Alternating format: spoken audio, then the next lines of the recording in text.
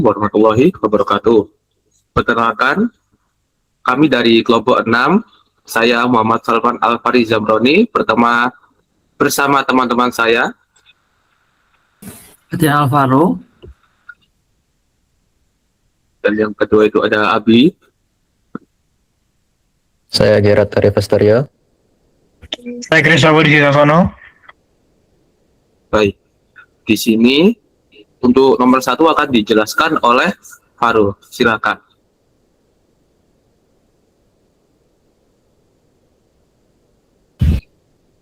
Jangan lupa unmute, Mas. maaf. Soalnya itu jelaskan secara lengkap bagaimana prinsip kerja MOSFET ketika berpindah dari kondisi off ke kondisi on. Dalam penjelasanmu uraikan peran tegangan gate terhadap pembentukan channel serta bagaimana aliran arus dapat terjadi antara drain dan source. Serta juga analogi sederhana agar konsepnya mudah dipahami. Oke, MOSFET itu bekerja berdasarkan tegangan pada gate. Saat MOSFET dalam kondisi off, tidak ada jalur atau channel yang menghubungkan source dan drain sehingga arus tidak mengalir. Ketika kita mulai memberikan tegangan pada gate, akan terjadi medan listrik yang mempengaruhi material semikonduktor di bawahnya. Jika tegangan gate cukup besar, maka terbentuk channel atau jalur konduksi dan disinilah MOSFET berubah menjadi on. Sehingga arus bisa mengalir dari drain ke source. Jadi urutannya itu yang pertama off dulu, tidak ada channel. Kedua diberi tegangan gate. Tiga, channelnya mulai terbentuk. Empat, arus mulai mengalir. Dianalogikan sederhananya itu MOSFET itu seperti keran air otomatis, gate itu tombol sensor, channel itu seperti pipa air, dan drain ke source itu aliran air. Jadi saat tombol tidak ditekan maka air tidak mengalir. Saat tombol ditekan, pipa itu terbuka atau airnya mengalir. Jadi tegangan gate itu seperti tombol yang membuka arus. Sekian, terima kasih. Oke, untuk nomor 2 akan dibacakan oleh Abi.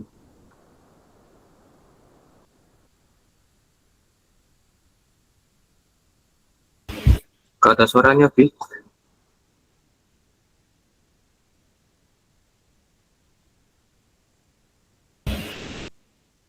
Abi tidak ada suaranya. Tolong. Halo. Sudah, mohon dilanjutkan. Ya, benar. Oke. Untuk nomor 2, bandingkan cara kerja MOSFET tipe N-channel dan P-channel dari segi struktur, arah aliran arus, serta kondisi tegangan yang diperlukan untuk mengaktifkannya. Jelaskan juga mengapa dalam praktikum rangkaian digital lebih sering menggunakan N-channel dibanding P-channel. Nah, dari segi struktur itu, N-channel menggunakan elektron sebagai pembawa muatan, sementara P-channel itu menggunakan hole. Untuk yang arah arus, N-channel menggunakan arus mengalir dari drain ke source. Untuk P-channel, arah arusnya itu berlawanan.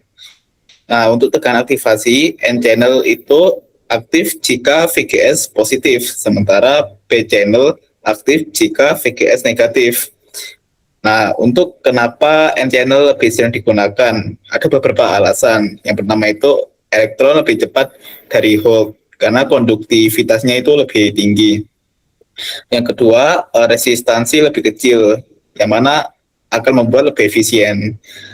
Yang ketiga, lebih cocok untuk rangkaian digital dan switching. Oke, mungkin sekian. Nomor 3 bisa dilanjut oleh Gerard. Nomor 3. Jelaskan hubungan antara tegangan gate source, VGS, tegangan threshold, VTH, dan arus drain, ID pada MOSFET. Uraikan bagaimana perubahan VGS mempengaruhi kondisi operasi MOSFET, cut-off active saturation, dan apa implikasinya terhadap penggunaan MOSFET sebagai switch dan sebagai amplifier. Jadi yang pertama itu, VGS atau gate source voltage adalah tegangan yang mengontrol MOSFET. Terus VTH itu adalah threshold voltage, merupakan tegangan minimum agar MOSFET mulai on. Secara sederhananya, VGS mengontrol arus dengan VTH sebagai batas minimumnya.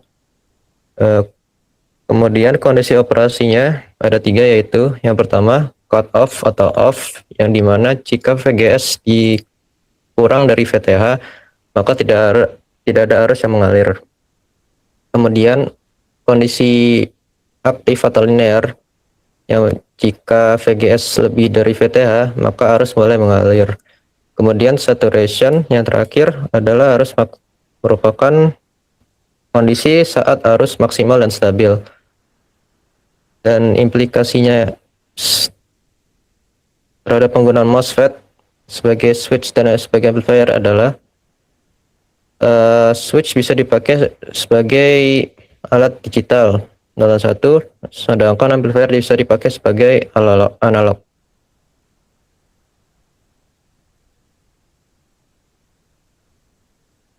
Oke, untuk selanjutnya bisa dilanjutkan oleh Christopher. Oke. Saya akan jelaskan tentang perintahnya di sini adalah jelaskan secara mendalam apa yang dimaksud dengan saklar ideal pada MOSFET dan juga faktor-faktor yang membuat MOSFET tidak benar-benar ideal. Nah, untuk konsep saklar ideal itu ada saklarnya dianggap ideal kalau semua karakteristiknya itu sempurna tanpa kehilangan energi atau dan tidak ada hambatan sama sekali. Jadi untuk suatu MOSFET jadi ideal itu ada beberapa sifat. Yang pertama itu tandanya harus sempurna. Jadi waktu saklarnya ditutup, resistansi internalnya itu juga harus 0. Jadi nggak ada tegangan yang jatuh atau yang hilang pas nasi sakral. Terus kedua, memutusnya juga harus sempurna. Jadi waktu saklarnya dibuka, resistansinya kan menjadi tidak terhingga. Jadi tidak ada sama sekali arus bocor yang mengalir. Jadi I-nya itu harus sama dengan 0 ampere. Saklar juga harus menahan tegangan berapapun tanpa ada kerusakan. Jadi nggak ada yang tembus tegangannya.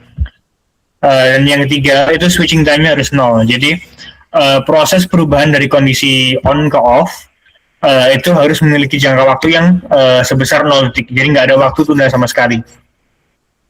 Nah, untuk yang tidak membuat MOSFET tidak ideal itu ada juga beberapa. Yang paling utama itu resistansinya waktu on. Jadi saluran waktu MOSFET-nya nyala penuh, saluran antara drain dan source itu masih memiliki nilai resistansi kecil. Jadi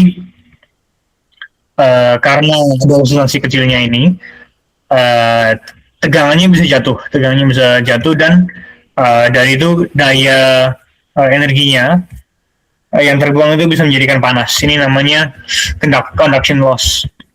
Yang kedua itu ada leakage current, jadi arusnya bocor. Jadi waktu MOSFET-nya dalam keadaan off, bahan semikonduktornya itu tidak benar-benar menjadi isolator yang sempurna. Jadi masih ada aliran yang sangat kecil yang mengalir dari drain ke source. Ini kecil, biasanya mikroampere atau nanoampere, tapi masih berefek pada kondisi rangkaiannya. Dan yang ketiga itu ada kapasitansi yang parasitik. Jadi struktur internal MOSFET ini secara alami membentuk kapasitor kecil. Nah, kapasitor ini harus diisi dan kosongkan setiap kali MOSFET nyalakan atau dimatikan. Yang keempat, karena ini akibat dari kapasitansi parasitik di atas tadi, MOSFET itu memerlukan waktu untuk pindah dari on ke off. Jadi kan ini kan melanggar kondisi dari yang saya sebut tadi yang switching time-nya 0. Jadi karena ada waktu transisi ini, switching time-nya itu di atas dari 0 detik. Jadi kondisinya tidak ideal. Dan juga yang terakhir itu ada batas tegangannya yang breakdown. Jadi saklar ideal kan bisa menahan tegangan yang tidak terhingga saat off. MOSFET yang nyata itu memiliki batas maksimal tegangan. Jadi kalau tegangan drain to source itu melebihi dari breakdown-nya, MOSFET akan rusak. Terima kasih. Oke, selanjutnya adalah saya yang akan menjelaskan nomor 5, yaitu di sini soalnya menerangkan tentang jelaskan bagaimana struktur internal MOSFET, substrate, oxide, layer, gate, source, drain. mempengaruhi karakteristiknya, dan disuruh memfokuskan pada peran lapisan oksida atau oxide layer dan mengapa komponen ini sangat penting dalam menentukan keunggulan MOSFET dibanding transistor jenis lain seperti BJT dan lain-lain. Nah, di sini akan saya jawab ya. MOSFET itu sebenarnya tersusun dari beberapa bagian utama, yaitu tadi yang sudah dijelaskan di soal, yaitu ada substrate, source, drain, gate, dan juga oxide layer.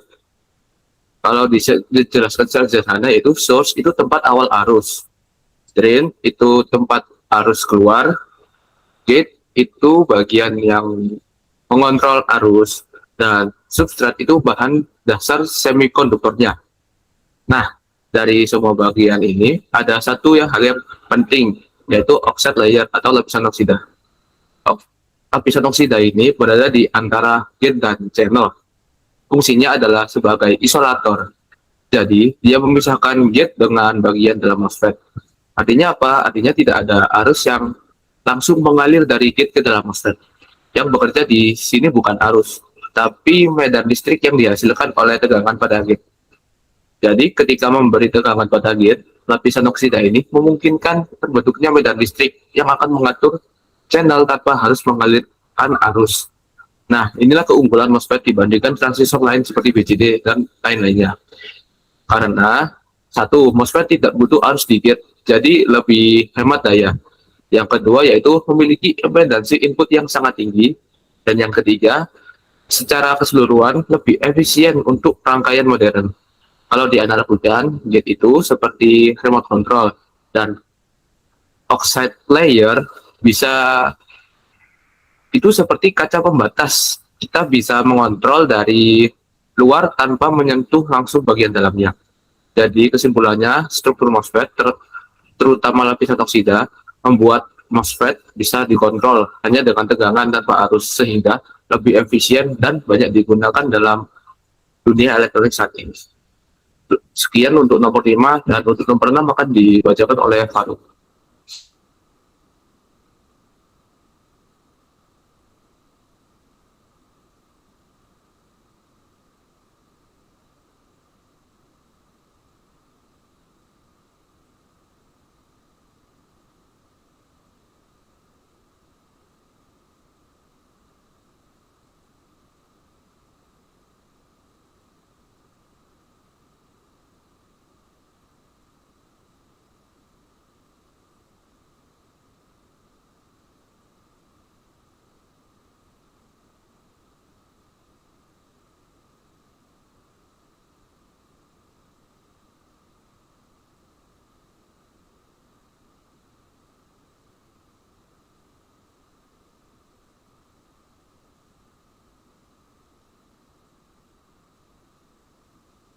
Mohon maaf, karena kelompok kita cuma 5 orang, kita tidak perlu tidak akan Farul tidak akan menjawab nomor 6 karena atas keterangannya kita hanya mengerjakan 5 soal karena kelompok kita hanya 5 orang.